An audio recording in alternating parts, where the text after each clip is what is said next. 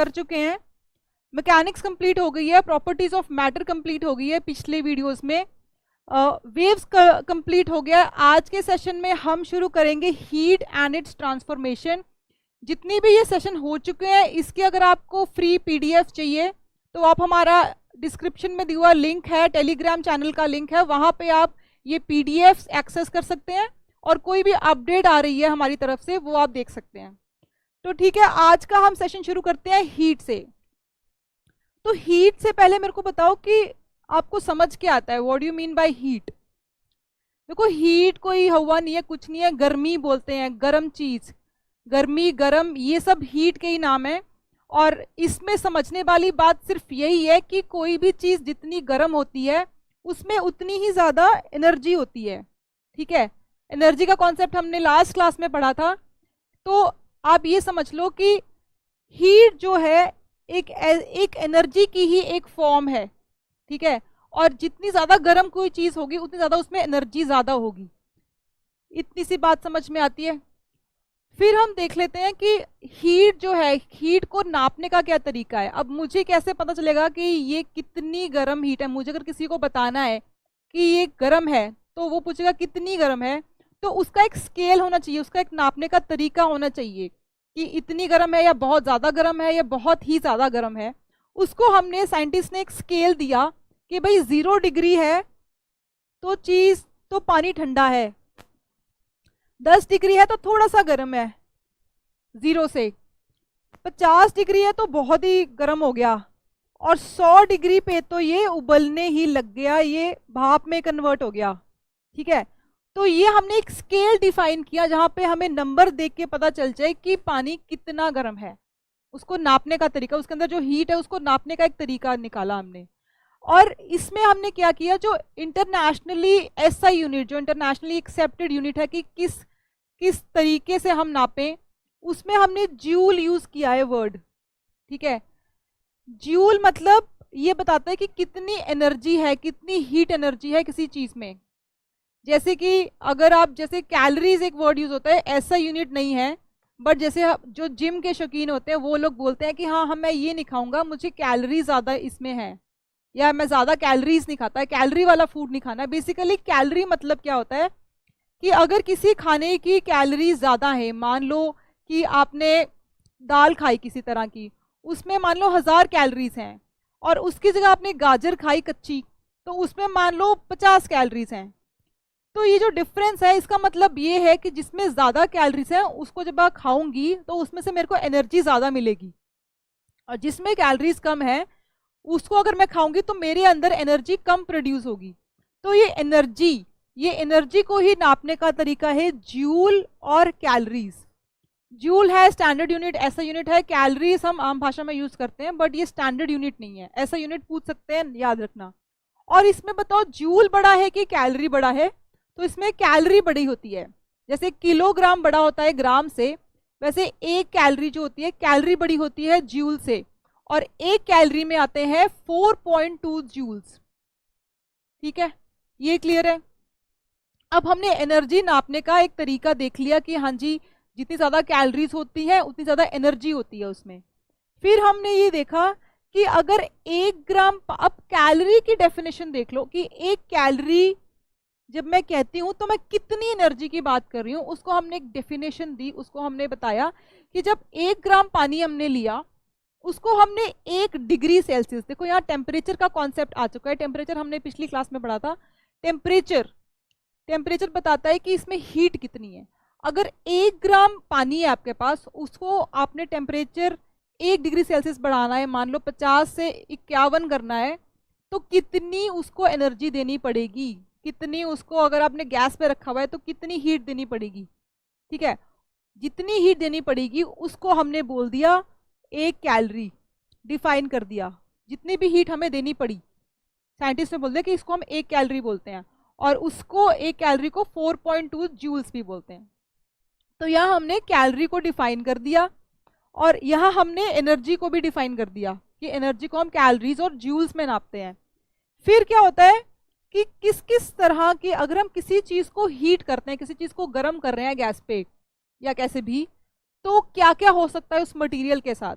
पानी को अगर हम गर्म कर रहे हैं या पानी को हम ठंडा कर रहे हैं या हीट दे रहे हैं या हीट खींच रहे हैं, तो उसके साथ क्या क्या हो सकता है, किस किस तरह के चेंजेस हम उसमें ऑब्जर्व करते हैं। तो सबसे पहला है, अगर हम हीट दे रहे हैं तो वो एक्सपैंड करेगा। पानी के जो मॉलिक्यूल्स हैं जब हीट दे रहे हैं तो वो इधर उधर भागेंगे, ज़्यादा एक्साइटेड हो जाते हैं। जब एनर्जी दी जाती है किसी भी चीज़ को, चाहे वो सॉलिड है चाहे लिक्विड है, तो उसके जो मॉलिक्यूल्स एटम्स है ना वो बहुत ज़्यादा एक्साइट हो जाते हैं, ठीक है, कि हमें एनर्जी आ गई, तो वो इधर उधर भागते हैं। तो जब भागेंगे तो उसका वॉल्यूम बढ़ेगा, जितनी वो जगह घेर रहे हैं वो बढ़ेगा, तो उसी को बोला गया है कि एक्सपैंड करेंगे जब हीट देंगे। उल्टा करें, अगर हम हीट ले लें किसी चीज़ से, अगर हम उबलते हुए पानी को ठंडा कर दें फ्रिज में, तो वॉल्यूम कम होगा, तो कॉन्ट्रैक्ट होगी चीज़ें, ठीक है। और चेंज ऑफ स्टेट भी हो सकता है। अगर मैं पानी को हीट करी जा रही हूँ तो वो 100 डिग्री सेल्सियस पे जब पहुंचेगा तो उस टाइम पे वो उबल जाएगा और वो भाप में कन्वर्ट हो जाएगा, तो वो पानी से भाप में कन्वर्ट हो गया, चेंज ऑफ स्टेट भी हो गई, ठीक है। ये सब चीज़ें हैं। और एक थर्ड इंपॉर्टेंट पॉइंट है चेंज ऑफ इलेक्ट्रिकल प्रॉपर्टीज। यहाँ हम बात कर रहे हैं सेमीकंडक्टर्स की। देखो, सेमीकंडक्टर का कॉन्सेप्ट थोड़ा सा मैं आपको बता देती हूँ, और इतना ही समझने की ज़रूरत है क्योंकि हम 9th 10th लेवल के ही सवालों की बात कर रहे हैं। तो अगर हम किसी चीज़ को हीट कर रहे हैं, कुछ ऐसे मटेरियल होते हैं जिनको अगर हम हीट करते हैं, उसका टेम्परेचर बढ़ाते हैं, तो वो अच्छे कंडक्टर बन जाते हैं बिजली के, मतलब बिजली उसमें से पास होनी शुरू हो जाती है।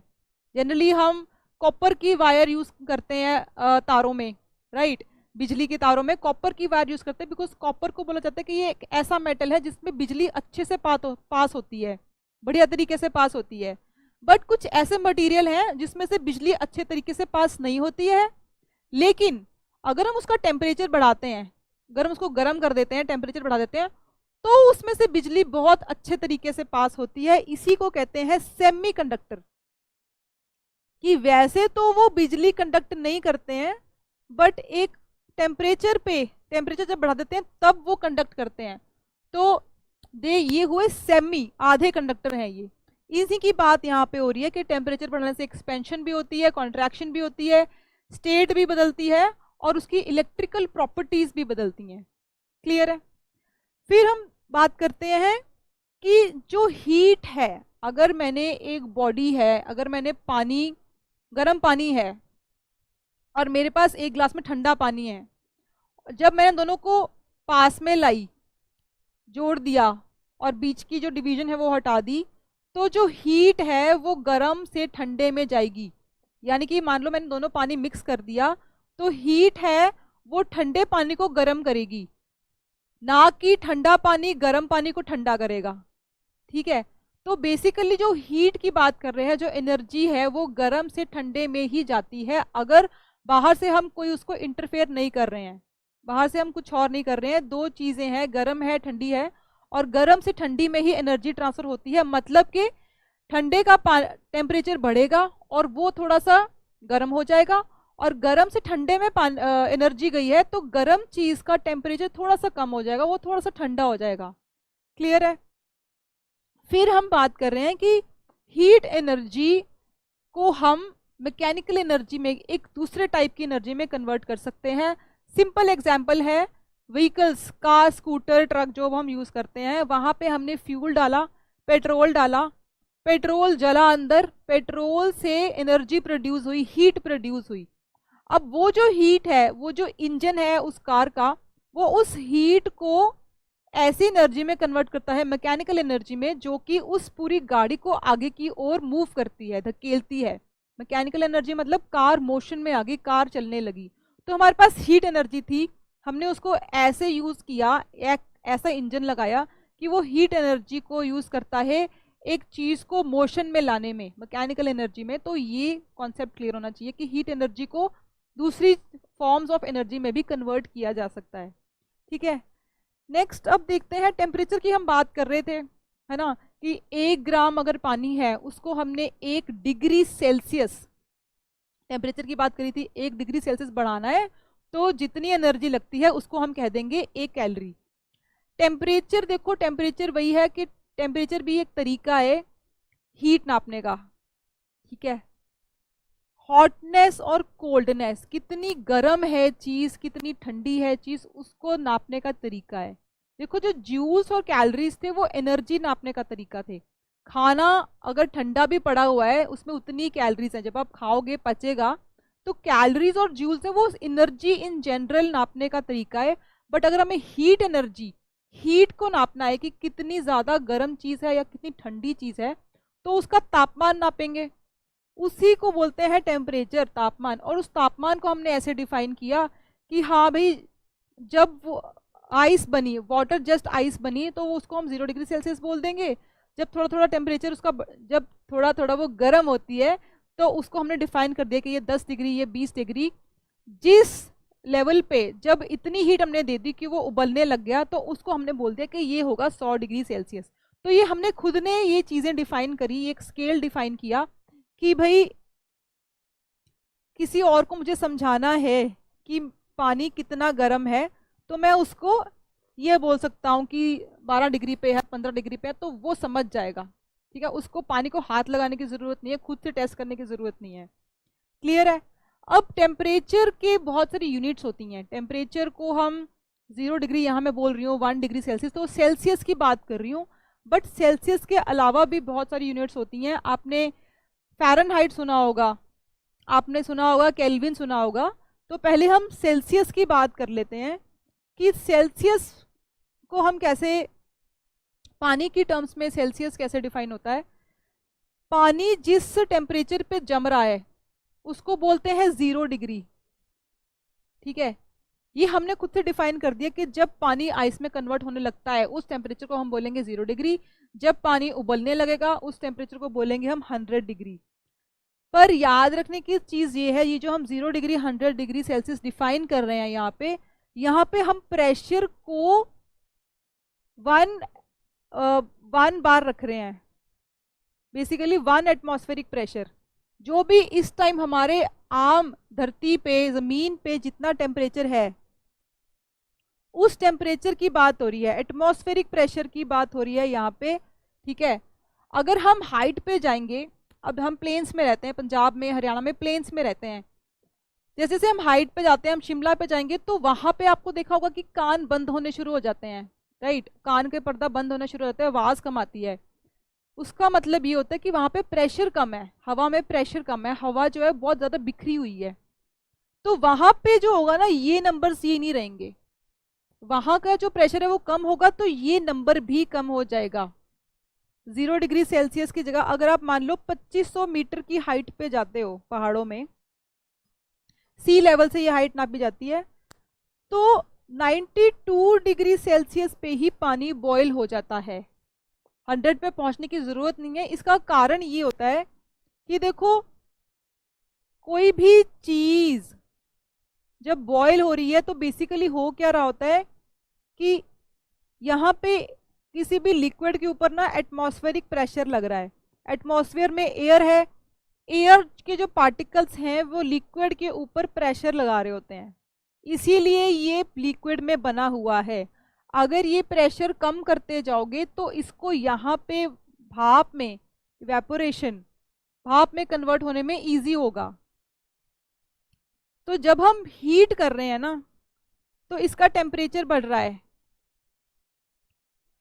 नॉर्मल प्लेन्स में जितना प्रेशर है हवा का, हाइट पे जब आप जा रहे हो तो ये प्रेशर कम हो रहा है। ये प्रेशर कम हो रहा है कि, तो इसका मतलब ये है कि हमें इस पानी को कम एनर्जी देनी है, कम हीट कराएंगे, और फिर इतना प्रेशर नहीं देना पड़ेगा। इस जितनी हम कम हीट जैसे दे रहे हैं, तो फिर वो इस प्रेशर से लड़ने में वो सक्षम रहेगी, वो जल्दी इस प्रेशर को तोड़ देगी और हवा में निकल जाएगी। क्लियर है? नॉर्मली हम जब हीट कर रहे हैं तो एक प्रेशर तक अचीव करना, एक इसको तोड़ने के लिए, इसकी फोर्स को तोड़ने के लिए 100 डिग्री सेल्सियस तक हमें पहुंचना पड़ता है, हीट करना पड़ता है, इतनी एनर्जी देनी पड़ती है। बट क्योंकि हाइट्स पे प्रेशर कम है तो हमें कम हीट में ही ये प्रेशर हम तोड़ देते हैं, इसकी जो जंजीरें हम तोड़ देते हैं, और ये जो वाटर मॉलिक्यूल्स है ये हवा में उड़ जाते हैं। क्लियर है? और सेकेंड यूनिट की अब बात कर लेते हैं, फ़ारेनहाइट। आपने सुना होगा कि देखो, नॉर्मल बॉडी टेम्परेचर जो होता है वो सेल्सियस में होता है 37 डिग्री सेल्सियस। फ़ारेनहाइट में हम बोलते हैं कि 98.4 डिग्री फ़ारेनहाइट होता है ह्यूमन बॉडी का टेम्परेचर। ठीक है, तो ये फ़ारेनहाइट भी एक टेम्परेचर नापने का ही तरीका है। इसके हम देख लेते हैं कि फ्रीजिंग पॉइंट वाटर, जहां हमने 0 डिग्री सेल्सियस बोला है, वहां फ़ारेनहाइट में क्या होता है, 32 डिग्री फ़ारेनहाइट पे पानी जो है वो फ्रीज हो रहा है और 212 डिग्री फ़ारेनहाइट पे पानी उबल रहा है। ये आप टर्म्स याद रखेंगे, 32 और 215। फिर हम आते हैं केल्विन पे। अब केल्विन जो है, दिस इज एसआई यूनिट, जो स्टैंडर्ड यूनिट हम पूरे वर्ल्ड में यूज करते हैं, साइंटिस्ट यूज करते हैं, वो केल्विन है। केल्विन में क्या होता है, जो सेल्सियस में 0 डिग्री सेल्सियस था जिस पे पानी फ्रीज हो रहा था, वो केल्विन में होता है 273 डिग्री नहीं होता यहाँ पे, 273 केल्विन। 273 केल्विन पे पानी फ्रीज होता है और 373 केल्विन पे पानी उबल रहा है। अब इसमें एक चीज इंटरेस्टिंग नोट करने वाली है, जो आप एग्जाम में कंफ्यूज हो सकते हो, इसलिए यहीं पे यह डाउट क्लियर कर लें कि देखो यहाँ पे 0 और 100 डिग्री का फर्क है, यहाँ पे भी 100 का फर्क है, बट फ़ारेनहाइट में ऐसा नहीं है। फ़ारेनहाइट में 100 का फर्क नहीं है, यहाँ 32 है या 215 है, ये आप याद रखना। और अगर आपको कन्वर्ट करना है, देखो छोटे होते हमने ये क्वेश्चन सॉल्व भी किया होगा और एग्जाम में भी आ जाता है कि सेल्सियस कोई भी नंबर दे देते हैं कि 40 डिग्री सेल्सियस को फ़ारेनहाइट में कन्वर्ट करो, तो क्या फॉर्मूला है? फॉर्मूला है कि Fahrenheit is equal two degree Celsius into 9/5 plus 32 होता है। अब ये जनरली, अभी तो मैंने आपको बता दिया, आपको लग रहा है कि हाँ इजी, हमें तो पता है इसमें क्या है, बट एग्जाम में ना तुम कंफ्यूज होते हो कि 9/5 है कि 5/9 है, प्लस 32 करना होता है कि माइनस 32 करना होता है। इसको याद रखने का एक बहुत इजी तरीका है, आप बस ये याद रखो कि फ़ारेनहाइट के जो नंबर्स हैं बहुत बड़े होते हैं। Fahrenheit is big, F comes after C ABCD में, तो फ़ारेनहाइट जो है ये एक बड़ा नंबर है। तो हमने कोई चीज़ को, सेल्सियस को अगर फ़ारेनहाइट में कन्वर्ट करना है तो हमें उसमें बड़ी बड़ी चीज़ें ऐड करनी पड़ेंगी। तो इसको हम 5/9 नहीं करेंगे, 9/5 करेंगे, बड़ा नंबर ऊपर आएगा। ठीक है, और इसीलिए क्योंकि बड़े नंबर पे हमें पहुंचना है तो प्लस करेंगे, माइनस नहीं करेंगे। ये आप याद रखो कि बड़ी चीज़ को यहाँ पे लिखो, फिर डिग्री सेल्सियस में बड़ी बड़ी चीज़ें ऐड करते जाओ और बड़ा नंबर ऊपर रखो, तो प्रॉब्लम नहीं होगी फॉर्मूला याद करने में। क्लियर है? अब हम देखते हैं, ये चीज़ें क्लियर है। ये एक फॉर्मूला ये भी है, देखो this is not an difficult task. Celsius को केल्विन में कन्वर्ट करना है, उसमें 273 ऐड कर दो, आ जाएगा। ये फॉर्मूला याद रखने में कोई दिक्कत नहीं होनी चाहिए।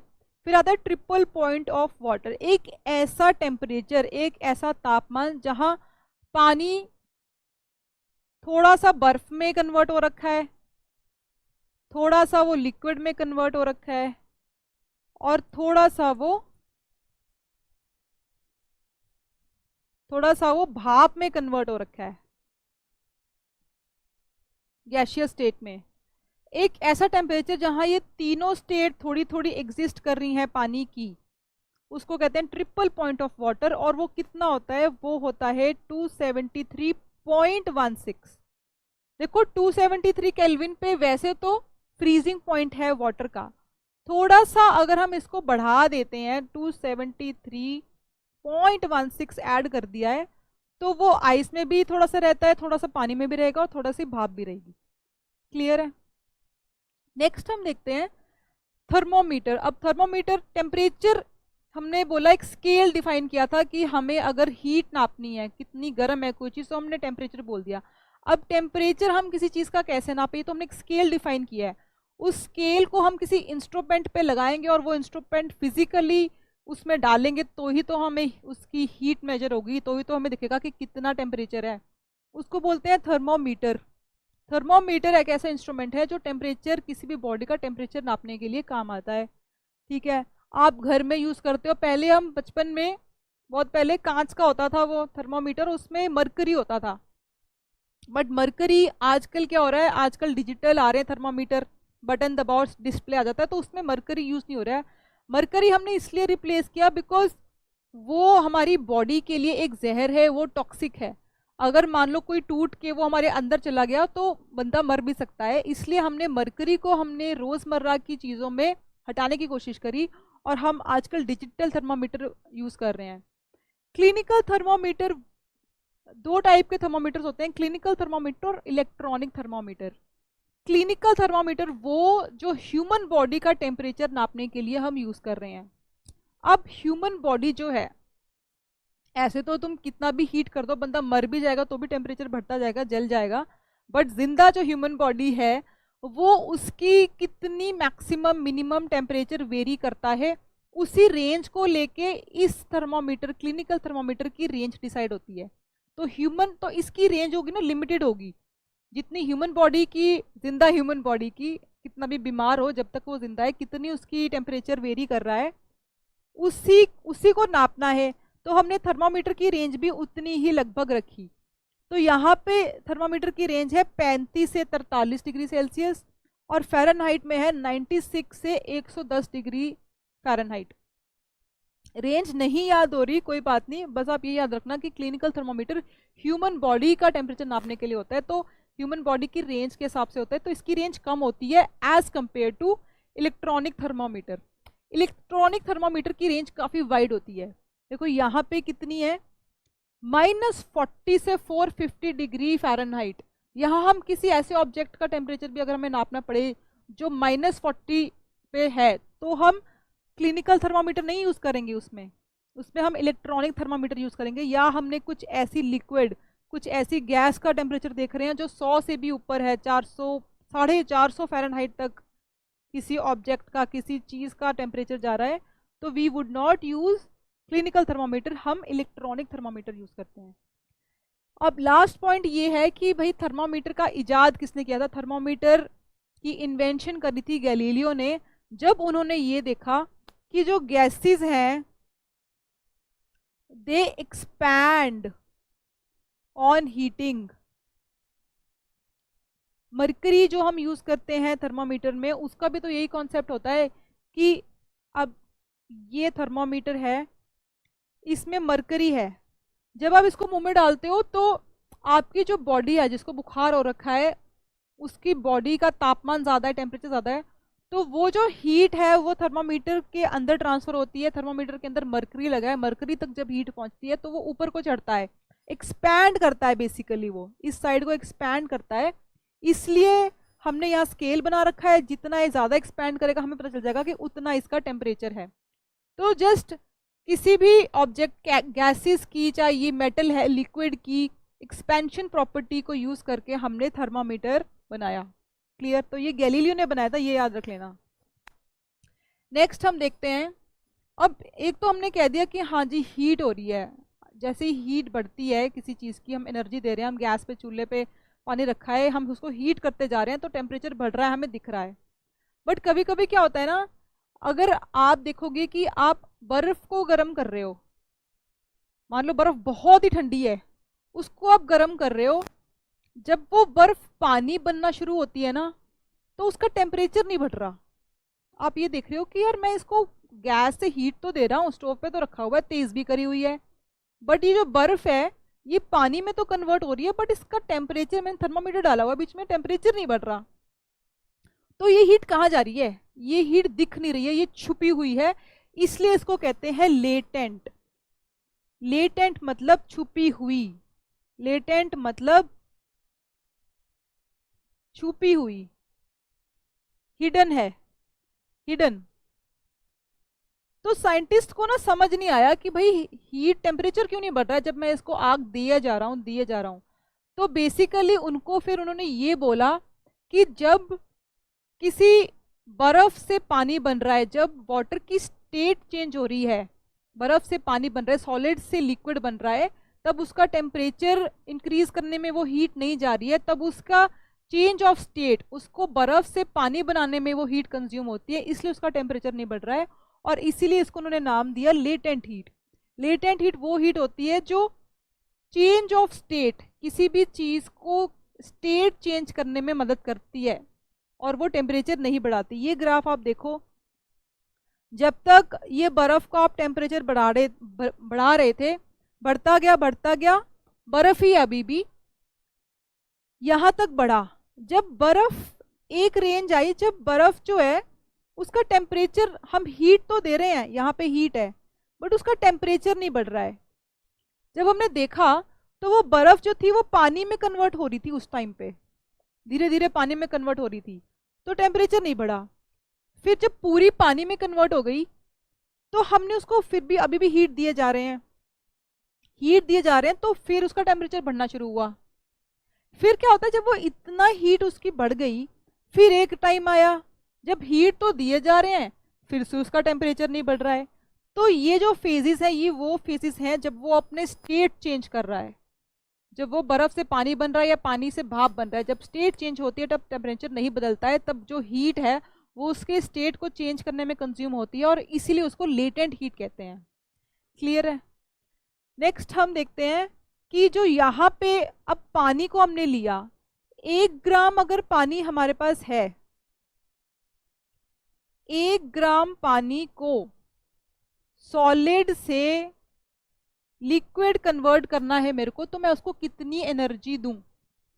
तो वो है 80 कैलोरीज। ठीक है, और 1 ग्राम पानी है, उसको मेरे को लिक्विड से, 1 ग्राम पानी है उसको मुझे लिक्विड से गैस में कन्वर्ट करना है, तो मैं उसको कितनी एनर्जी दूं? तो ये है 536 कैलोरीज।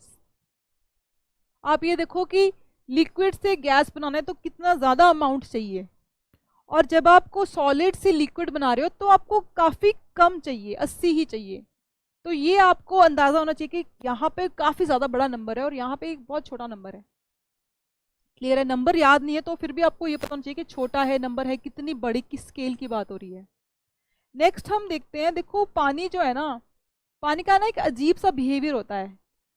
पिछली क्लास में हमने देखा था कि पानी जो है इसकी मैक्सिमम डेंसिटी जो होती है वो 4 डिग्री सेल्सियस पे होती है।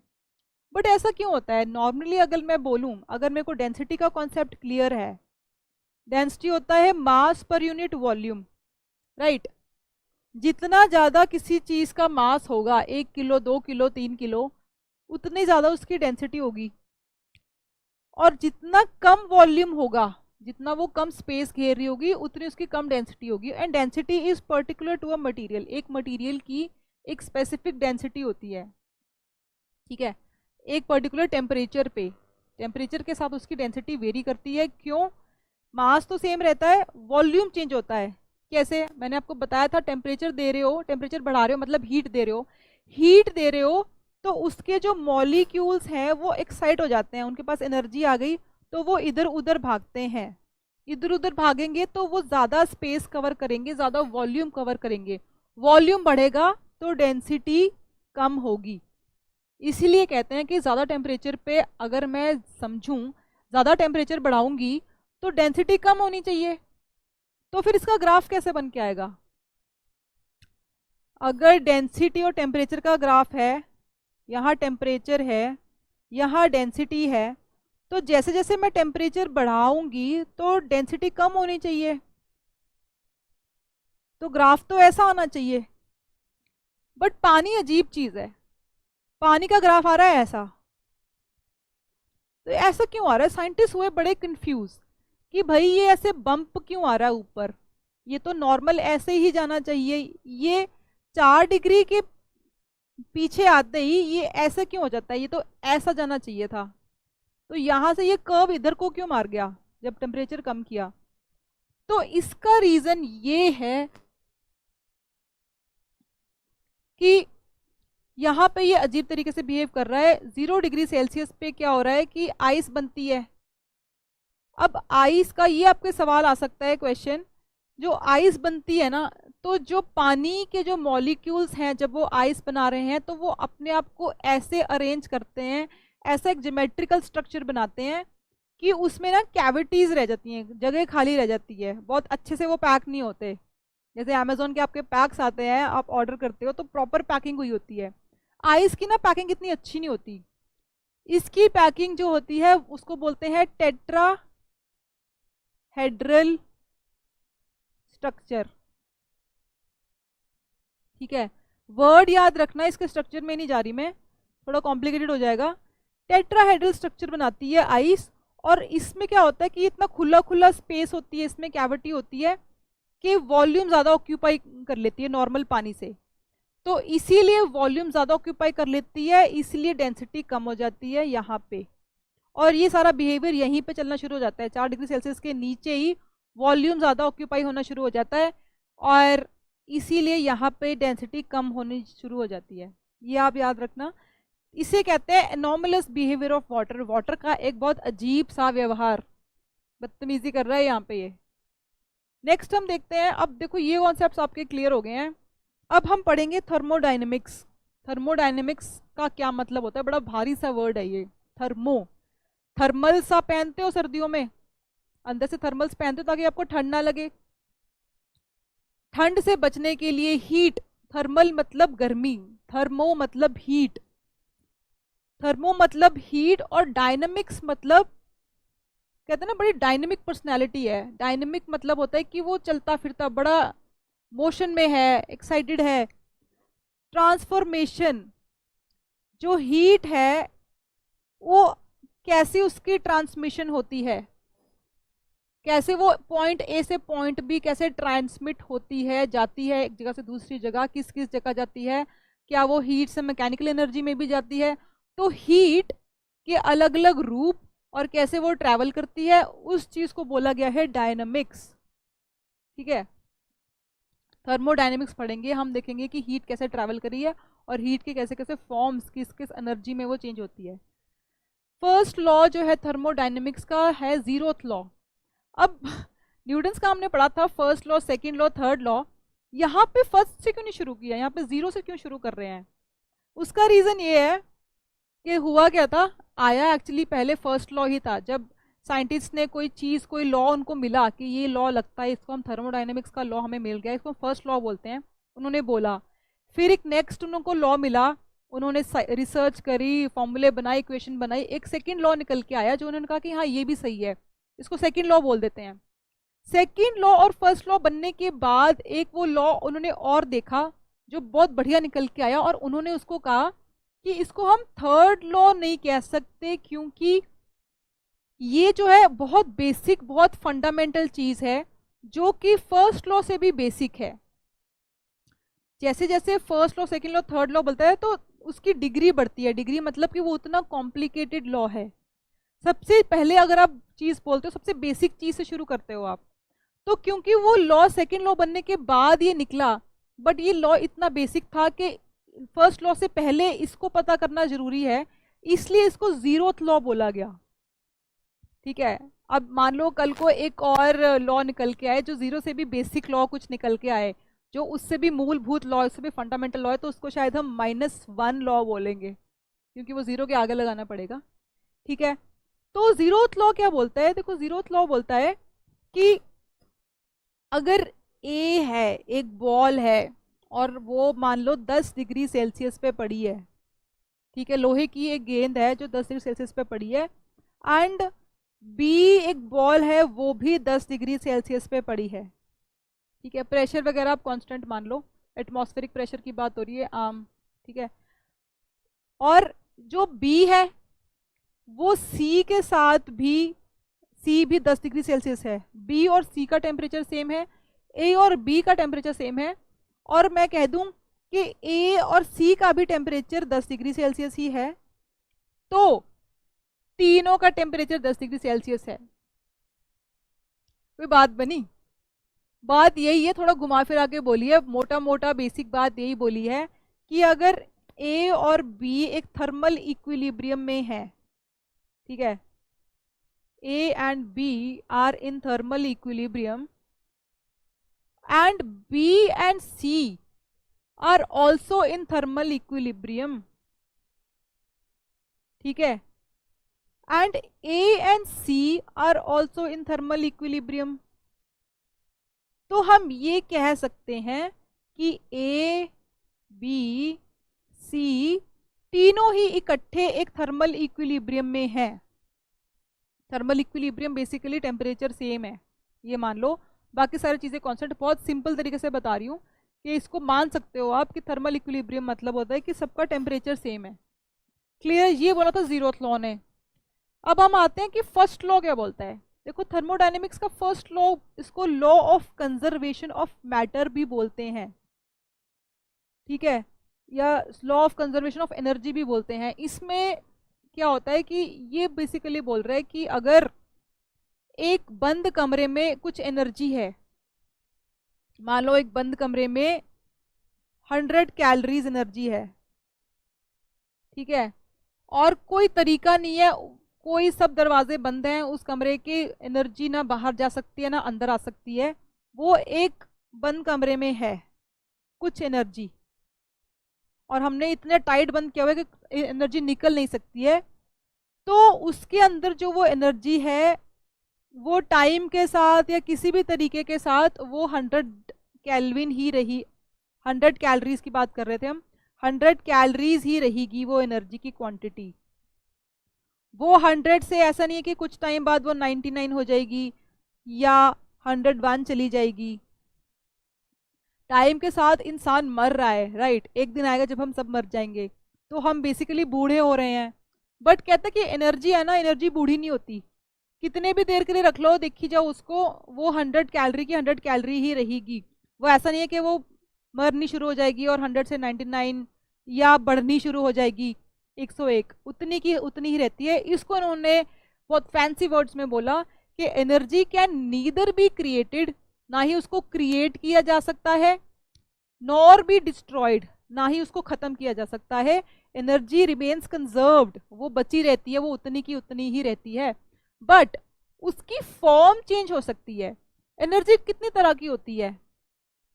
एनर्जी हीट एनर्जी हो सकती है, एनर्जी केमिकल एनर्जी हो सकती है, एनर्जी मैकेनिकल एनर्जी हो सकती है, एनर्जी इलेक्ट्रिकल एनर्जी हो सकती है। तो फॉर्म चाहे कोई भी हो, चाहे हीट की फॉर्म में हो, चाहे मैकेनिकल फॉर्म में हो, चाहे बिजली की फॉर्म में हो, बट टोटल जो है ये 100 कैलोरी ही रहेगा। ये है फर्स्ट लॉ। एग्जाम्पल देख लेते हैं।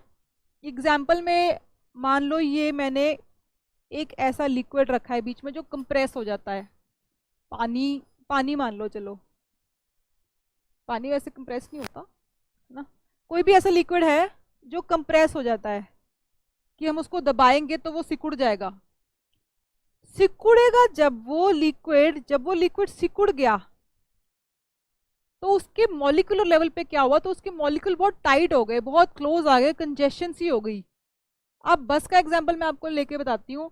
बस में जा रहे हैं, जब तो हर सीट पे एक एक बंदा बैठा है, तब सब खुश हैं, सबको सीट मिल गई, सब आराम से हैं। जैसे ही भीड़ बढ़नी शुरू हुई, एक सीट पे 4 से 5 बैठ रहे हैं, 6 बैठ रहे हैं, गोदी में बैठ रहे हैं, जगह नहीं है, गिर रहे हैं उधर, तो गुस्सा होता है ना, पूरी बस में टेंशन होती है कि हाँ भाई मेरे को धक्का मत दे, हाँ भाई तेरे स्मेल आ रही है, तुम सीधे से खड़े हो, तूने मुझे धक्का लगाया, तो टेंशन पैदा हो जाती है, गर्म हो जाते हैं सब। इसमें भी यही हो रहा है कि लिक्विड है, लिक्विड का अपने ऊपर से प्रेस कर दिया, प्रेस करके लिक्विड का वॉल्यूम कम हो गया, कंजेस्टेड से हो गए, मॉलिक्यूल्स बहुत क्लोज हो गए, उनके पास जगह नहीं है, तो टेम्परेचर इसका बढ़ जाता है। टेम्परेचर बढ़ जाता है मतलब हीट पैदा हो गई, हीट हो जाती है बॉडी। इसका टेम्परेचर अगर 10 डिग्री सेल्सियस है, मैंने इसको कंप्रेस कर दिया, इसका वॉल्यूम कम कर दिया, तो इसका टेम्परेचर हो जाएगा 15 मान लो, ये हो रहा है। तो बेसिकली यहाँ पे इन्होंने ये कह दिया कि एनर्जी कंजर्व है।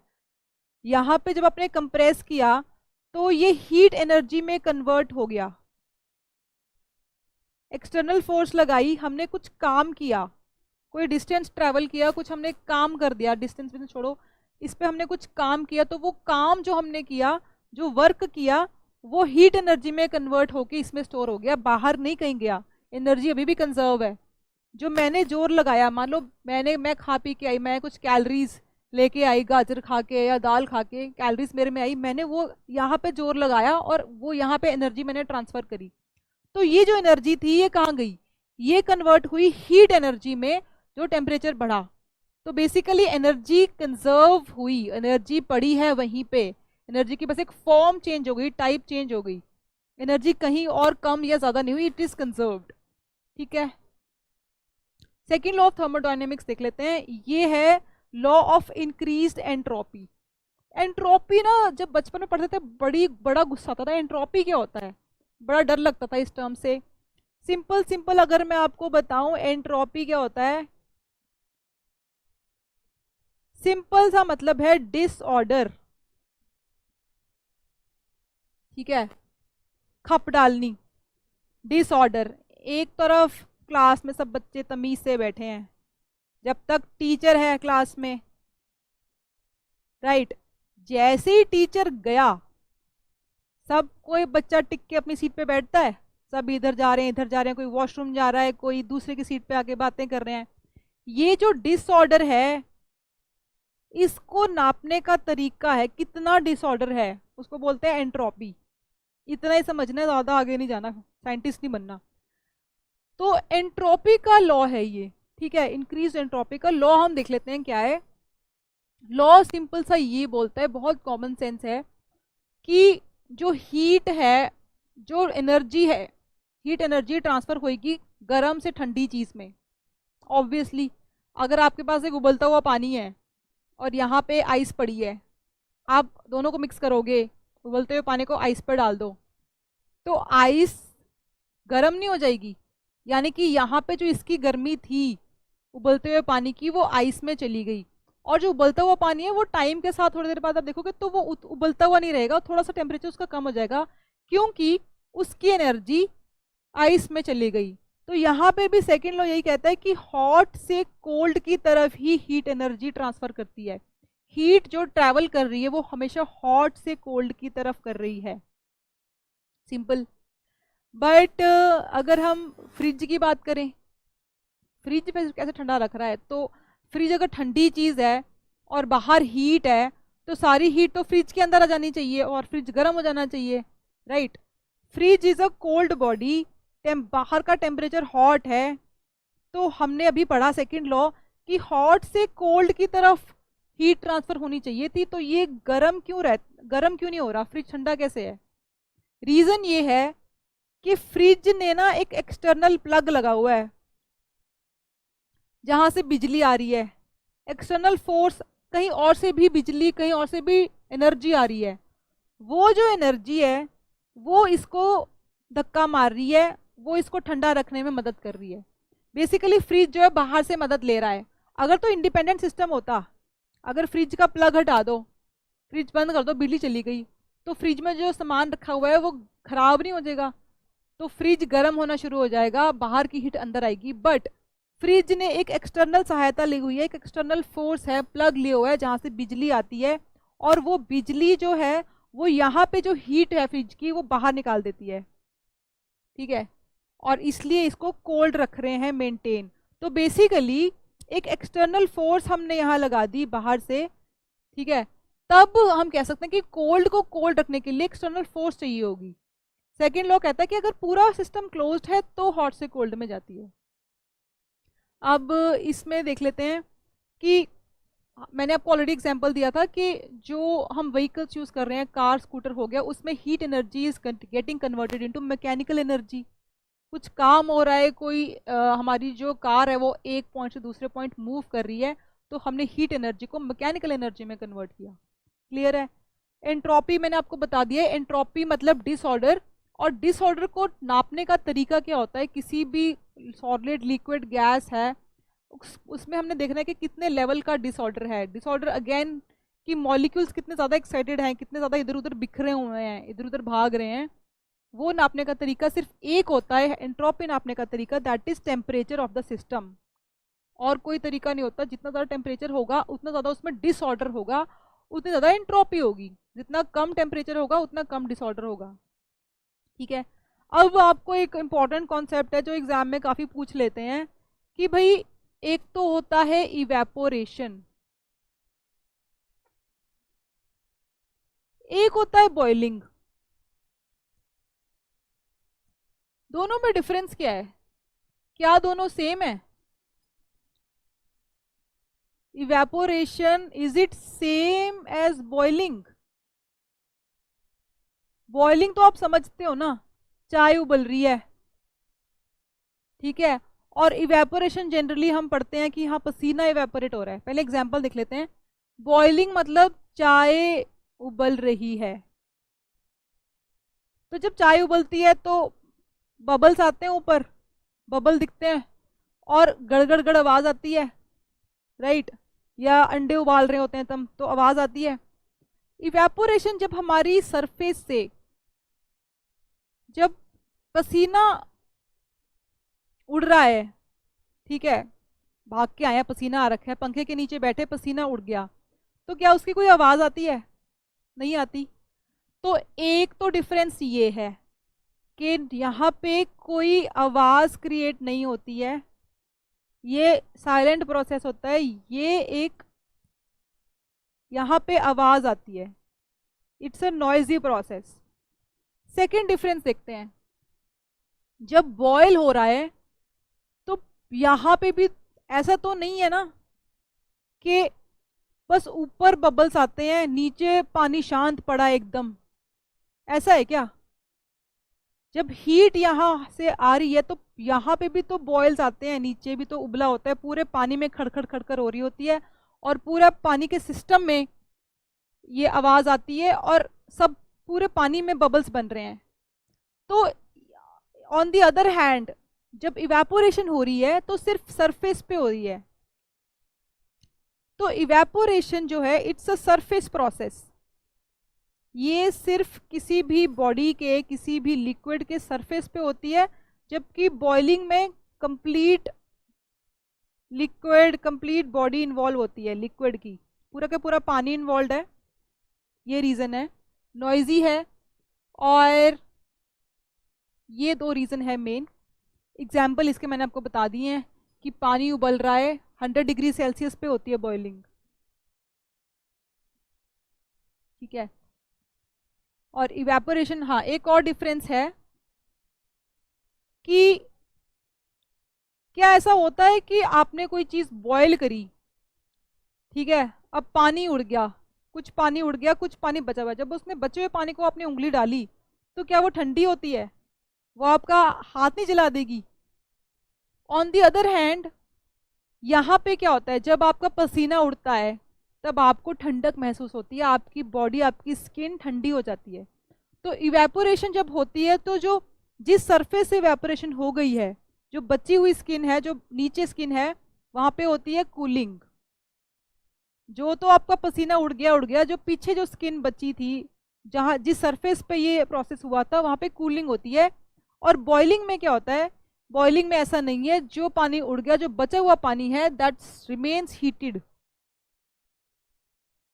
उसमें हीट रहती है, वो गर्म रहता है। तो evaporation causes cooling, boiling does not cause cooling. Evaporation surface process है, बॉइलिंग में पूरे का पूरा पानी गर्म हो जाता है, सरफेस पे नहीं, it's a complete process, complete body process है। और इवेपोरेशन में नॉइस नहीं होती है, बॉइलिंग में नॉइस होती है। ये तीन डिफरेंस है, याद रखना। होपफुली ये बड़ा इनका फेवरेट कॉन्सेप्ट होता है, पूछते रहते हैं। फिर एक रेफ्रिजरेटर का सवाल पूछ लेते हैं कि भाई रेफ्रिजरेटर में कौन सा कूलिंग एजेंट यूज होता है, ठीक है। वेपरेशन, रेफ्रिजरेटर में एक कॉपर कॉइल होती है, जो हमारा फ्रीजर होता है ना, उसमें कॉपर कॉइल होती है, और कॉपर कॉइल में एक लिक्विड फ्लो करता है। कौन किस टाइप का लिक्विड फ्लो करता है ये हम आगे बढ़ेंगे। यहाँ पे वैसे मैं आपको बता देती हूँ।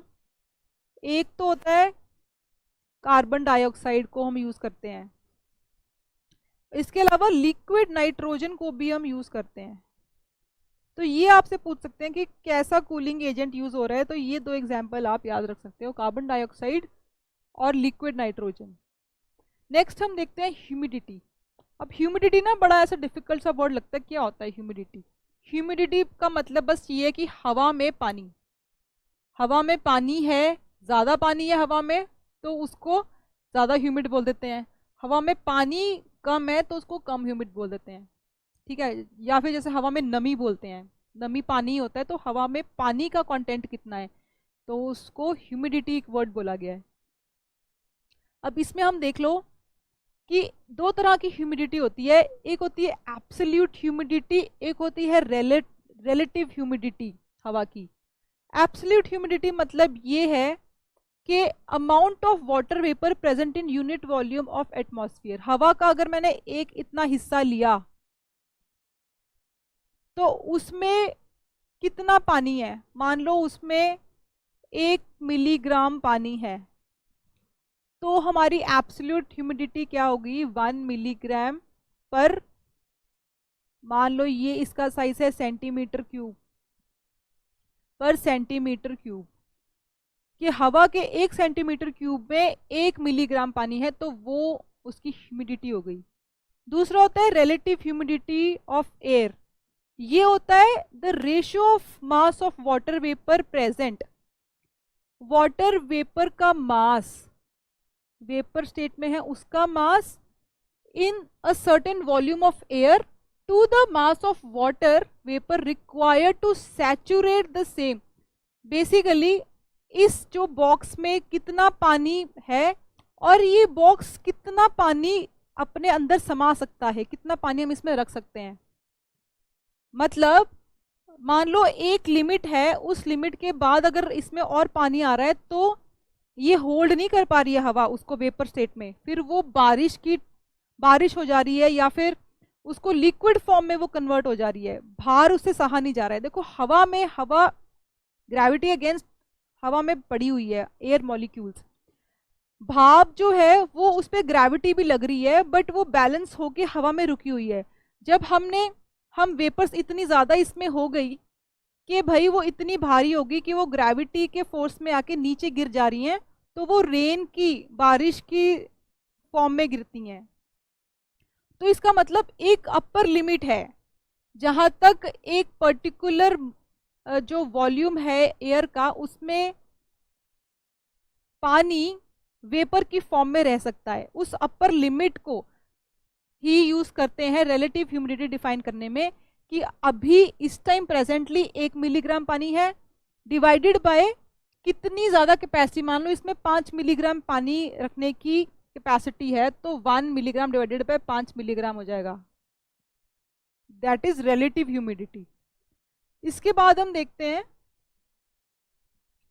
कि रिलेटिव ह्यूमिडिटी को नापने का, जैसे थर्मोमीटर टेम्परेचर नापने के लिए होता है, वैसे हाइग्रोमीटर एक इंस्ट्रूमेंट होता है जो हम ह्यूमिडिटी, हवा में कितनी नमी है उसको नापने के लिए यूज करते हैं। रिलेटिव ह्यूमिडिटी, एब्सोल्यूट मतलब समझ लेना, रिलेटिव ह्यूमिडिटी नापने के लिए यूज करते हैं। फिर आता है कि देखो आइडियल, जैसे हम कहते हैं कि चेन्नई में मत जाओ, चेन्नई में गर्मियों में बहुत ह्यूमिडिटी होती है, पसीना सूखता नहीं है, हवा में ऑलरेडी नमी है, हवा में ऑलरेडी पानी है, तो वो और पानी नहीं लेना चाहेगी हमारी स्किन से, हमारी स्किन का जो पसीना है वो खींचना नहीं चाहेगी, ऑलरेडी भरी हुई है वो पानी से, ठीक है, पसीना नहीं सूखता है। तो कह रहे हैं कि ऐसा कितनी ह्यूमिडिटी हवा में हो कि इंसान को अच्छा लगे कि मौसम बड़ा अच्छा है, ठीक है। ज़्यादा ड्राई होगी हवा तो भी हमारी स्किन फटती है, हमारे होंठ सूखते हैं, ज़्यादा गर्मी होगी तो हमारा पसीना नहीं सूखता। तो कहते हैं कि 50% अगर रिलेटिव ह्यूमिडिटी है वो अच्छी मानी जाती है ह्यूमन बॉडी के लिए, और टेम्परेचर हो 22 से 25 डिग्री सेल्सियस। जनरली आप कहते हो कि बैंगलोर का मौसम बहुत फेमस है as compare to other metropolitan cities.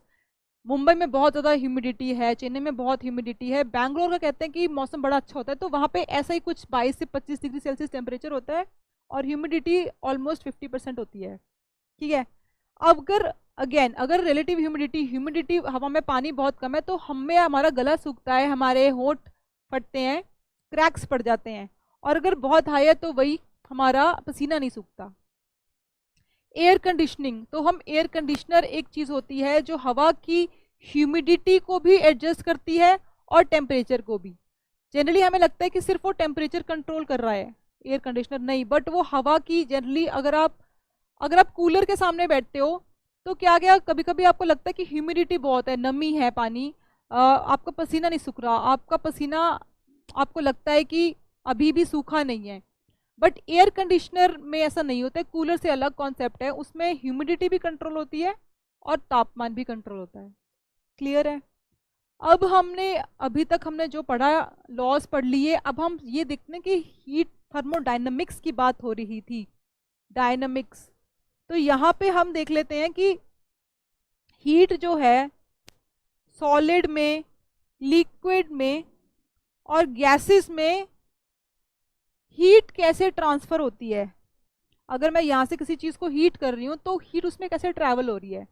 तो देखो 3 तरीके से हीट ट्रैवल होती है किसी भी बॉडी में, किसी भी ऑब्जेक्ट में, सॉलिड, लिक्विड, गैस में। फर्स्ट कॉन्सेप्ट है, फर्स्ट तरीका होता है कंडक्शन। अगर आप कोई भी सॉलिड लेते हो तो सॉलिड्स में हम ये फिनोमेना देखते हैं। लोहा हो गया, लोहे को अगर आप यहाँ से हीट करोगे साइड से, तो लोहे के अंदर जो एटम्स हैं, ठीक है, सॉलिड में कैसे हीट ट्रांसफर हो रही है। यहाँ से मैंने हीट किया, गरम गरम लगा दिया कुछ, और यहाँ पहले ये हीट इस पे जाएगी, इस एटम्स पे जाएगी, ये एटम गरम हो गए। फिर इसके साथ जो एटम बैठे हुए हैं वो इसके टच में है, फिर वो गर्म होंगे। फिर उसके बगल में जो एटम्स हैं वो इसके टच में हैं, वो गर्म होंगे। धीरे धीरे धीरे धीरे वो हीट यहाँ तक पहुंचेगी। तो एटम तो वहीं के वहीं बैठे हुए हैं, एटम कहीं नहीं जा रहे, वो बस हीट आगे जा रही है, एनर्जी आगे जा रही है, एटम नहीं हिल रहे हैं। ये होता है कंडक्शन, ये जनरली सॉलिड्स में होता है। ये एक और तरीका भी इसको याद करने का है कि देखो सॉलिड में वैसे ही जो एटम्स है वो टाइटली पैक्ड है, वो इधर उधर वैसे भी मूव नहीं कर सकते, वो एक स्ट्रक्चर मेंटेन करते हैं, एक अपनी शेप मेंटेन करते हैं। तो सॉलिड में ही और ये कंडक्शन देखी जाती है, तो वैसे भी वो मूव नहीं कर सकते, तो हीट ऐसे ही ट्रेवल उसको होना पड़ेगा। ठीक है, पार्टिकल्स मूव नहीं कर रहे, पार्टिकल बस हीट आती है, थोड़ी सी खुद रख लेते हैं, थोड़ी सी आगे दे रहे हैं। क्लियर है? नेक्स्ट जो कॉन्सेप्ट आता है, अब कंडक्शन में हम एक बार इसकी प्रैक्टिकल एप्लीकेशंस देख लेते हैं। Metals are good conductor of heat, ये याद रख लेना। जितने भी मेटल है, कॉपर है, लोहा है, वहाँ पे आप हीट करोगे तो बड़ी इजीली दूसरा सिरा भी इजीली हीट हो जाता है। ठीक है, ये याद रख लेना। फिर है कुछ चीज़ें हैं जो जिसमें हीट इजीली ट्रांसफर नहीं होती है, उसके एग्जांपल्स देख लो। ग्लास, कांच है, कांच में जल्दी हीट ट्रांसफर नहीं होती है। वूल है, कॉटन है और वुड है, वुड में जल्दी हीट ट्रांसफर नहीं होती है। वूल का एग्जांपल देख लेते हैं। एंड एयर भी है, dry air is also a bad conductor of heat. अब वूल और ड्राई का एक आपको ड्राई एयर का एग्जांपल हम ले लेते हैं। वूलन क्लोथ्स देख लो, वूलन क्लोथ्स हम यूज कर रहे हैं अब, क्योंकि वूल जो है, ऊन जो है, that is a bad conductor, मतलब उसमें जो हीट अगर आप उसको करोगे तो जल्दी पास नहीं होती उसमें से। इसलिए हम वूलन क्लोथ्स पहनते हैं विंटर्स में, ताकि कोल्ड अगर बाहर है तो वो हमारी बॉडी तक नहीं पहुंचती। राइट। एक और कॉन्सेप्ट है कि अगर मैंने एक मोटा कंबल लिया, मेरे को बहुत ठंड लग रही है, मैंने एक रजाई ले ली, उस रजाई में मेरे को फिर भी ठंड लग रही थी, पर अगर मैंने उस रजाई को फेंक के 2 पतले कंबल ले लिए, ठीक है, तो उसमें मेरे को ज़्यादा मैं ठंड से बच पाऊंगी, ना कि एक मोटी रजाई से। क्यों? देखो एक मोटी रजाई ने ये लेयर बनाई मेरे ऊपर, मैं यहाँ पे मेरे को फिर भी ठंड लग रही थी, फिर मैंने उसकी जगह 2 कंबल जब लिए, पतले, ज़्यादा पतले नहीं, तो उन कंबलों के बीच में ना एयर ट्रैप हो गई।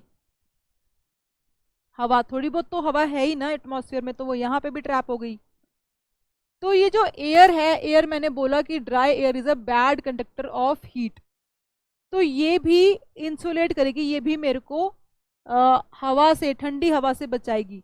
तो कंबल तो अपना काम कर ही रहे हैं, ऊन के कंबल हैं वो तो अपना काम कर ही रहे हैं, प्लस जो एयर है, एयर ने भी एक ऐसी लेयर बना ली जो मेरे को ठंड से बचा रही है, तो उससे रजाई से मोटी एक लेयर बन गई, इसलिए मुझे कम ठंड लग रही है। ये याद रखना। ये एयर को अगर आप कंफ्यूज हो जाओ कि बैड है कि गुड है, तो ये याद रख लेना। ठीक है। वूलन में भी देखो ऐसा ही कॉन्सेप्ट होता है कि जो आपकी मम्मी ऊन बुनती है, तो हमारी जो बुनी हुई ऊन होती है उसमें भी एयर ट्रैप होती है, छेदों में छोटे छोटे, तो वो एयर भी एज इंसुलेटर काम करती है। इंसुलेटर मतलब कि वो हमें हीट से बचाती है, उसके थ्रू हीट इजीली पास नहीं होती है। ठीक है, नेक्स्ट हम देखते हैं। अब अभी तक हमने पढ़ा कि सॉलिड है, सॉलिड में हीट कैसे ट्रांसफर हो रही है। अगर हम लिक्विड और गैस की बात करें, अब लिक्विड और गैस में तो जो ये पार्टिकल है ये यहाँ से वहाँ जाता है। अगर आप लिक्विड हिला रहे हो, छलका रहे हो, तो वो तो पार्टिकल्स आराम से मूव कर जाते हैं, इसलिए वो फ्लूइड है, इसलिए उसको लिक्विड बोला जा रहा है। गैस में भी ऐसा ही है, पार्टिकल इधर से उधर आराम से जा सकते हैं। ठीक है, वो मूव करते हैं, वो उनकी जो पोजीशन है वो फिक्स्ड नहीं है। इसीलिए जब हम उसको हीट करते हैं, तो जब यहाँ पे जो मॉलिक्यूल्स थे जब वो हीट हुए, तो वो कहते हैं कि यार मैं तो चल के जा सकता हूँ, मैं तो नहीं रुका हुआ, मुझे तो बैठने की जरूरत नहीं है। तो वो खुद यहाँ से हीट ली, खुद जाके दूसरों को दे के आते हैं। यहाँ पे गए, यहाँ पे चले जाते हैं, और जो ठंडे पार्टिकल होते हैं, क्योंकि यहाँ पे चले गए, ऊपर चले गए, जो यहाँ पे पार्टिकल्स थे ऊपर जो ठंडे थे वो नीचे आ जाते हैं। ठीक है, ऐसा क्यों हो रहा है? क्योंकि ये इनके पास एनर्जी ज़्यादा है, इसलिए ये ऊपर जा पा रहे हैं। ये इनसे रहा नहीं जा रहा, ये हो गए एक्साइटेड। तो ये तो कह रहे हैं कि मैं तो भाग रहा हूँ, मुझे यहाँ मेरा यहाँ मन नहीं लग रहा। ये ऊपर चले जाते हैं और उनको धकेल देते हैं, उनको पुश कर देते हैं ठंडे वाले मॉलिक्यूल्स को, तो इसलिए उनको नीचे आना पड़ता है। यही हो रहा है। तो यहाँ पे कन्वेक्शन में हम क्या बोलते हैं कि पार्टिकल्स मूव देमसेल्व्स। ठीक है, यहाँ पे जो हीट ट्रांसमिट हो रही है, actual movement of particles involve है। और आप बस ये याद रखना कि कंडक्शन क्योंकि सॉलिड्स में हो रहा है इसलिए मूव नहीं कर सकते, कन्वेक्शन क्योंकि लिक्विड्स में हो रहा है और गैसेस में होता है इसलिए वहाँ पे मूवमेंट है, पार्टिकल्स का मूवमेंट है। अब कन्वेक्शन के हम थोड़े एग्जांपल्स देख लेते हैं। रेफ्रिजरेटर में हमने बात करी थी कि कूलिंग एजेंट यूज हो रहे हैं, कार्बन डाइऑक्साइड यूज होता है और लिक्विड नाइट्रोजन, तो ये भी कन्वेक्शन ही हो रही है। ये लिक्विड और गैसियस फॉर्म में होते हैं, सॉलिड फॉर्म में नहीं है। तो ये जो फ्रिज है, फ्रिज के अंदर जो कॉपर कॉयल लगी होती है, उस कॉयल के अंदर ये फ्लो करते रहते हैं और हीट खींचते रहते हैं। फ्लो कर रहे हैं, हीट खींच के अपने आप लेके जा रहे हैं ना, तो ये कन्वेक्शन के थ्रू फ्रिज काम करता है। ठीक है, तीसरा जो पॉइंट है वो ये है कि जो रेडिएटर, देखो आपकी कार्स में ना एक रेडिएटर लगा होता है जिसका सिर्फ एक काम होता है कि जब बहुत गर्मियाँ हैं, अब नॉर्थ में हम रहते हैं तो हमारा टेम्परेचर चेंज होता रहता है, साउथ में इतना एक्सट्रीम टेम्परेचर नहीं होता है, नॉर्थ में गर्मी आती है तो बहुत एक्सट्रीम गर्मी आती है, लोग भी मर जाते हैं। ठंड आती है तो शीत लहर चल रही है, नेक्स्ट लेवल की ठंड है। तो रेडिएटर का काम होता है कि जब बहुत ज़्यादा गर्मी है तो कार को ठंडा रखना है, शांत रखना है। ठीक है, और जब बहुत ज़्यादा ठंड है तो कार के अंदर फ्यूल जो है वो फ्रीज ना हो जाए, जम ना जाए, कार चलती रहे, गर्म रहे, इसलिए उसको गर्म रखता है। बस ये है कि भाई सर्दियों में ठंडी, सॉरी सर्दियों में गर्म और गर्मियों में ठंडा रखना,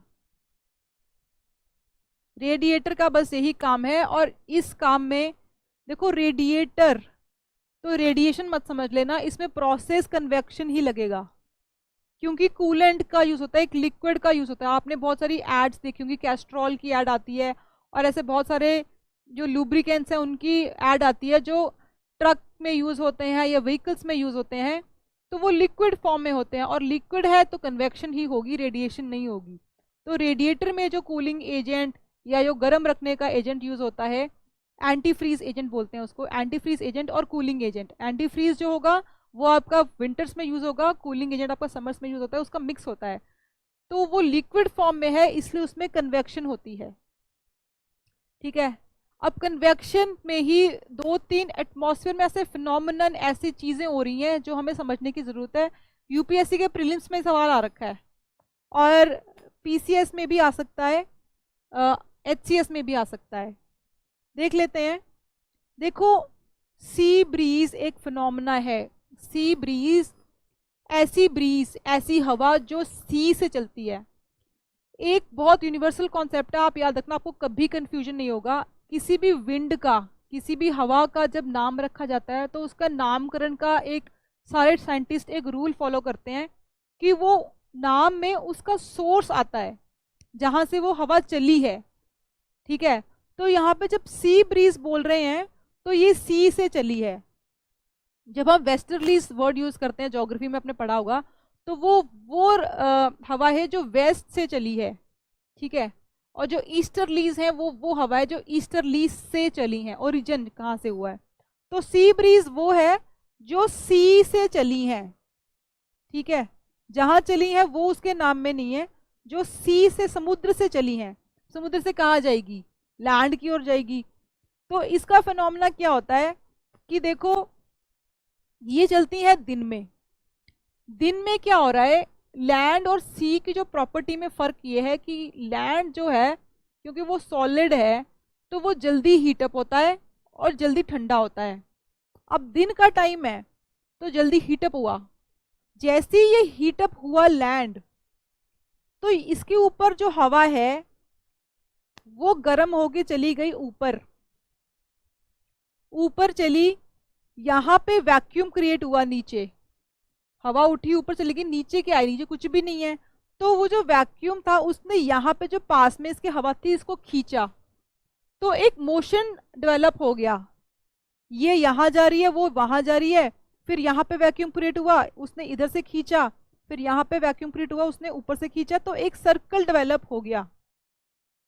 और सर्कल ऐसा डेवलप हुआ कि समुद्र से जमीन की तरफ हवा चलनी शुरू हो गई, जिसको बोल दिया हमने सी ब्रीज। ये दिन के टाइम होता है। मेन इसका ओरिजिन कैसे होता है कि लैंड जो है वो जल्दी गर्म होता है और जल्दी ठंडा होता है। उसकी प्रॉपर्टी ऐसी है कि हीट उसमें जल्दी इजीली वो अर्जित, कंडक्टर कह लो एक तरह, जैसे मेटल है वैसे ही जो लैंड है, क्योंकि वो सॉलिड है, उसमें कंडक्शन होती है, तो जल्दी वो हीटअप होता है दिन में, और रात में जब ठंड पड़ती है तो जल्दी वो कोल्ड हो जाता है। रात का टाइम देख लेते हैं। रात में चल रही है लैंड ब्रीज।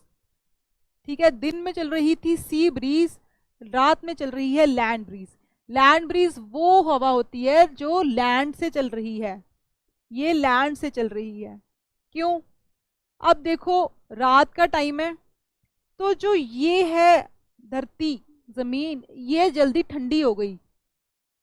ये जब ठंडी हो गई तो यहाँ पे प्रेशर ज्यादा है, हवा ज्यादा हो गई। ये जो है ये इधर को पुश करेगी, यहाँ पे इधर को जाएगी, और ये जो हवाएं ऊपर जाएगी। दोबारा समझो इसको, ये है लैंड, ये है सी। रात का टाइम है, लैंड जो है वो ठंडा हो चुका है। अब अगर कोई चीज गर्म होती है तो उसके ऊपर वैक्यूम, मैंने कहा था, क्रिएट होती है। लैंड जो है क्योंकि ठंडा है तो यहाँ पे वैक्यूम का उल्टा हो रहा है, यहाँ पे हवा ज्यादा है ऊपर, यहाँ पे हवा कम है। प्रेशर डिफरेंस है, यहाँ पे प्रेशर जो है वो कम है, यहाँ पे एटमॉस्फेरिक प्रेशर जो है वो ज्यादा है, क्योंकि ये ठंडी है, ये गर्म है। जितने ज्यादा गर्म होगी, जैसे हमने सी ब्रीज में देखा था, गर्म थी तो उसके ऊपर जो था वैक्यूम क्रिएट हो गया, तो प्रेशर से वो ऊपर चले गए थे। प्रेशर कम था, प्रेशर कम है, तो ये जो हवा है ये ऊपर चलेगी, और वहां से यहाँ पे वैक्यूम क्रिएट हुआ, ये इसने यहाँ से हवा इधर खींची, यहाँ पे वैक्यूम क्रिएट हुआ, इसने हवा इधर खींची, ऐसे करके एक सर्कल सा बन गया, जो हमें देखने को मिला कि इसको हमने लैंड ब्रीज बोल दिया, क्योंकि अल्टीमेटली लैंड से सी को ब्रीज आती है। ठीक है, रात के टाइम बोलते हैं कि समुद्र किनारे मत जाओ, क्योंकि लैंड से सी को ब्रीज जा रही है। दिन के टाइम अगर आपके समुद्र की हवा का आनंद लेना है तो आप दिन के टाइम जाओगे, तब आपको समुद्र के ऊपर से होती हुई ठंडी ठंडी हवा आपको लगेगी। तो दिन में जाओ, रात में मत जाओ। क्लियर है। अब एक और कन्वेक्शन का फिनोमेना, हमने लैंड ब्रीज देख लिया, सी ब्रीज देख लिया। ये ना एक मिसकंसेप्शन लोगों में हो सकती है, इस मिसकंसेप्शन को दूर करने के लिए ये एग्जाम्पल लिया गया है कि भैया क्लाउडी नाइट्स हैं। अब मान लो आप रात को आपने ऊपर देखा, चांद तारे देखे, हमने देखा बदल है जी, बादल हैं, तो हमें लगता है कि भाई बारिश होगी, ठीक है बारिश होगी, ठंड बढ़ सकती है, बट ठंड बढ़ती नहीं है, ठंड नहीं बढ़ती, गर्मी बढ़ती है, वार्मथ। वो ऐसा इसलिए होता है, क्लियर नाइट पे, इनफैक्ट क्लियर नाइट पे ठंड बढ़ती है, और जब क्लाउड्स हैं ऊपर तो यहाँ पे गर्मी बढ़ रही है इस एरिया में। कहते हैं ना कि इससे अच्छा तो बारिश ही हो जाए, ऐसे घुटन सी होती है। तो ये इसलिए ऐसे होता है क्योंकि ये फिनोमेना है, जब रात को अर्थ, जैसे मैंने बोला लैंड है, लैंड जल्दी, क्योंकि इट्स अ सॉलिड, तो जब ठंडा होता है तो जल्दी ठंडा हो जाता है, जब गर्म होता है दिन में तो जल्दी गर्म हो जाता है। अब रात को वो जल्दी ठंडा हो गया, जब वो ठंडा हुआ तो उसने अपनी जो हीट थी बाहर को छोड़ी अपना टेम्परेचर कम करने के लिए। वो जो हीट थी वो ऊपर हवा में इधर उधर जाने की जगह वो टकरा जाती है क्लाउड से, और क्लाउड क्योंकि वाइट कलर के होते हैं, वो रिफ्लेक्टिव होते हैं क्लाउड, वो नीचे फेंक देते हैं, उसको रिफ्लेक्ट कर देते हैं, तो एयर जो हीट है वो यहीं पे क्लाउड के नीचे का जो एयर है उसमें ट्रैप हो जाती है, वो इधर उधर नहीं जा पाती हीट।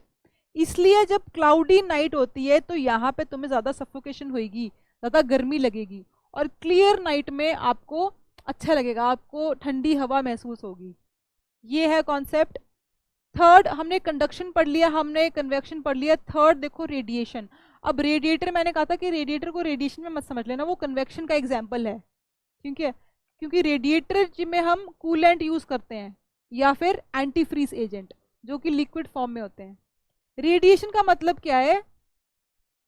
रेडिएशन जब आपको पढ़ना हो तो सीधा आप समझना कि सूरज की किरणें, रेडिएशन, सूरज की किरणें जो आ रही हैं वो आपके दिमाग में क्लिक होना चाहिए कि सूरज की किरणें जब धरती तक आ रही हैं तो बीच में तो वैक्यूम है, हवा तो है नहीं, हवा तो सिर्फ यहाँ पे है अर्थ के ऊपर। तो बिना वैक्यूम के ये रेडिएशन, ये एनर्जी, ये लाइट रेज ट्रैवल होके आती हैं, इन्हें कोई मीडिएशन, इन्हें कोई जरिया नहीं चाहिए, कोई मीडियम नहीं चाहिए ट्रैवल करने के लिए, इसलिए इनको इलेक्ट्रोमैग्नेटिक वेव्स भी कहते हैं, ठीक है। They do not require any medium to travel, ठीक है। और ये एग्जाम्पल है रेडिएशन का, it travels without heating the intervening medium. मान लो जब यहाँ पे जब पहुंचती है तो ऐसा नहीं है कि हवा गर्म हो जाती है, वो सीधी अंदर तक आती है, मीडियम गर्म नहीं होता है, मीडियम का टेम्परेचर वो चेंज नहीं करती है, उसमें ट्रैवल कर जाती है। वैसे तो उसको हीट चाहिए ही नहीं है, ठीक है, मीडियम चाहिए ही नहीं है। अब इसका तीनों का ना आपको कंफ्यूजन ना हो तो मैं एक बड़ा अच्छा एग्जाम्पल देती हूँ आपको, आपको ये कॉन्सेप्ट कभी भूलेगा ही नहीं।